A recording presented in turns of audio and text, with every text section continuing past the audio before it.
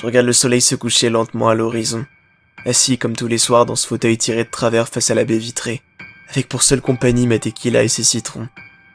Mon regard blasé et fatigué se balade entre l'horloge murale et le soleil déclinant, pendant que le reste de mon corps s'évertue à faire passer la fatigue avec quelques shots. La vue donne sur le jardin assez peu entretenu et entouré de bois qui s'étend sur des kilomètres. Tout m'appartient sans m'appartenir, pourtant jamais je ne m'y aventure. Je suis venu m'installer ici pour me changer de l'air étouffant de la ville, pour échapper à tout ce stress permanent qui s'en dégage, et peut-être réussir à aller mieux. Mais ce que je veux par-dessus tout, c'est être seul. Sauf que je ne le suis jamais réellement. Je le vois à l'orée du bois qui m'observe, attendant comme moi le début de la nuit. Du plus loin que je me souvienne, il m'est toujours apparu.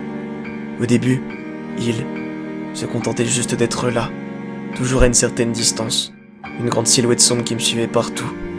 Mes parents croyaient que c'était mon ami imaginaire.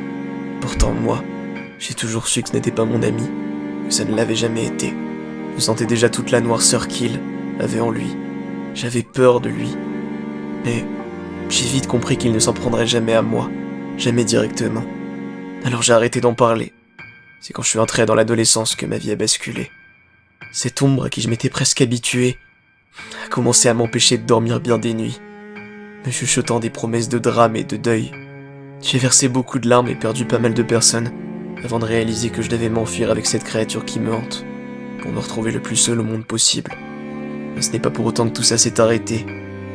Le soleil disparaît maintenant derrière les arbres, et l'air se rafraîchit à mesure que la pièce s'assombrit. Ce n'est plus qu'une question de minutes à cette époque de l'année. J'enchaîne les shots de tequila dans l'espoir de calmer ma peur, et ça marche, pour le moment. Mais la réalité a tendance à vite nous rattraper, surtout complètement bourré. Il est là. Je sens maintenant sa présence. Je perçois sa respiration, juste derrière moi. Je me force à me lever, mais il est trop tard. Les fourmis s'emparent déjà des extrémités de mon corps et se rejoignent à une vitesse folle, se délectant de ma panique. Je le sens s'approcher de moi alors que je ne peux plus du tout bouger. Mon cœur bat tellement fort que j'ai peur qu'il s'arrête. Mais il ne s'arrête pas. Et peut-être que quelque part ça m'a toujours déçu.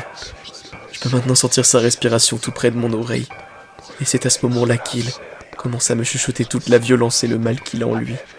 Comme s'il s'en débarrassait en me racontant les pires horreurs que je puisse entendre.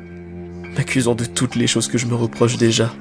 Et me dévoilant ma tragique destinée. Tout ce qu'il m'a déjà chuchoté jusque-là s'est réalisé, sans que je ne puisse jamais rien faire. On ne change pas sa destinée. Et ça aussi, il me l'a chuchoté. J'ai longtemps cherché à lui résister, à lui échapper. Mais j'ai toujours échoué, et j'ai fini par me résigner à le laisser chuchoter ce qu'il voulait. J'ai abandonné, j'ai tout simplement accepté mon sort. Mais depuis quelque temps, je sentais sa colère augmenter. Il n'y avait plus personne à abattre pour m'atteindre. Alors il a fini par changer de méthode. Il a commencé à me mettre des images indescriptibles dans la tête à longueur de journée. Elles étaient toutes plus horribles les unes que les autres, mettant en scène les gens que j'ai aimés et que j'ai aujourd'hui perdus. Dans des contextes tous différents, mais tous d'une violence sans limite. J'ai constamment des sortes de flashs qui me paralysent, tellement abjects que même une fois la vision passée, je reste tétanisé sur place un bon moment. Et il continue quand même à me rendre visite la nuit, pour me raconter les histoires sanglantes que cachent ces images. Alors ce soir, pendant qu'il me chuchote ses horreurs, je finis par comprendre que je n'en supporterai pas plus, qu'il faut que j'y mette un terme, de la seule façon que je connaisse. Mais il y a aussi cette part de moi qui a peur une fois arrivé en enfer, de retrouver tout ce qu'il m'a obligé à massacrer.